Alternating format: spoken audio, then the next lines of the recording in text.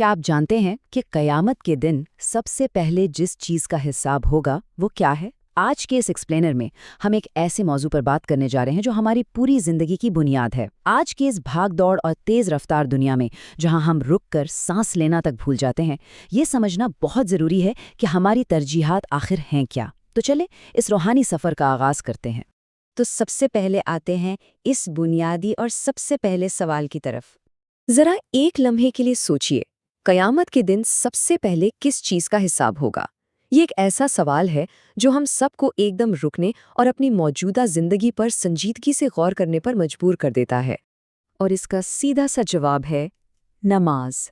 जी हाँ, कयामत के दिन सबसे पहले जिस चीज के बारे में पूछा जाएगा वो नमाज ही है। ये कोई आम सी रस्म नहीं है, बल्कि ये हमारी कामयाबी की बिल्कुल बुनियादी शर्त है। मतलब अगर सिर्फ ये एक बुनियाद दुरुस्त हो गई ना, तो समझे बाकी सब कुछ भी खुद ब खुद ठीक होने की पूरी उम्मीद है। आगे बढ़ते हैं, ज़रा दुनिया की इस बेतहाशा मसरूफियत और अजान के ताल्लुक को समझते हैं। देखें, दुनिया की इस रोज़मर्रा की मसरूफियत में हम बहुत कुछ भूल जाते हैं, लेकिन एक अजान ऐसी है जो हमें बार बार मुसलसल हमारे रब की तरफ बुलाती है। इस पूरी अफरा तफरी के बीच अजान बिल्कुल एक लंगर की तरह काम करती है। ये हमें दुनिया की भूल भुलैयों में भटकने नहीं देती और वापस अपने मरकज़ की तरफ खींच लाती है। और इसकी हिकमत क्या है? अल्लाह ताला खुद फरमाते हैं, बेशक नमाज बेहयाई और बुराई से रोकती है। यानी ये जो रोज़ाना का ताल्लुक है ना, ये सिर्फ हमें अंदर से सुकून ही नहीं देता, बल्कि ये प्रैक्टिकली हमें और हमारी सोसाइटी को मनफी चीज़ों से महफूज रखने के लिए एक मजबूत ढाल बन जाता है। अब ज़रा एक बहुत ही आम मगर गहरी मिसाल पर गौर करते हैं। बेसुकून दिल का चार्जर। कभी सोचा है, अगर हमारा मोबाइल बंद होने वाला हो तो हम फौरन कैसी दीवानगी से चार्जर ढूंढते हैं, मगर जब हमारा दिल बेसुकून होता है, जब अंदर से रूह थक जाती है, तो हम नमाज की तरफ क्यों नहीं जाते?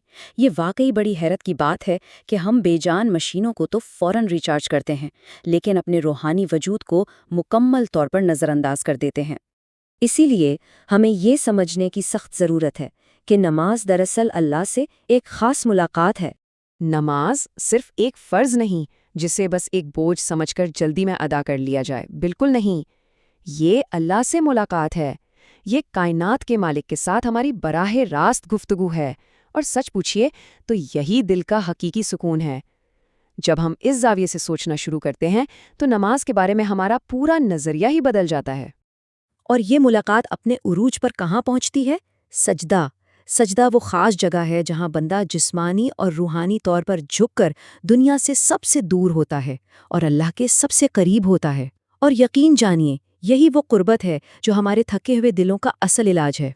तो आइए, अब बारी है अपनी ज़िंदगी बदलने के एक सच्चे वादे की। फजर, ज़ोहर, असर, मग़रिब और इशा, ये कोई मामूली औकात नहीं, बल्कि ये हमारे रोज़ाना के अहद के 5 संग मील हैं। हो सकता है आज का ये एक्सप्लेनर, आज की ये बातें हम सबकी ज़िंदगियां बदल दें। तो आइए, आज से हम सब मिलकर 5 वक्त नमाज की पाबंदी का पक्का वादा करते हैं। और इस मालूमाती नशिस्त का इख्तिताम हम इस खूबसूरत, दिल को छू लेने वाली दुआ के साथ करते हैं। ए अल्लाह, हमें नमाज कायम करने वाला बना दे। आमीन। उम्मीद है आज हम सब अपने बेसुकून दिलों को वो करार देने का फैसला कर चुके होंगे जिसके वो हकदार हैं। अपना बहुत ख्याल रखिएगा और आज ही से इस शानदार रूहानी सफ़र का आगाज़ कीजिए।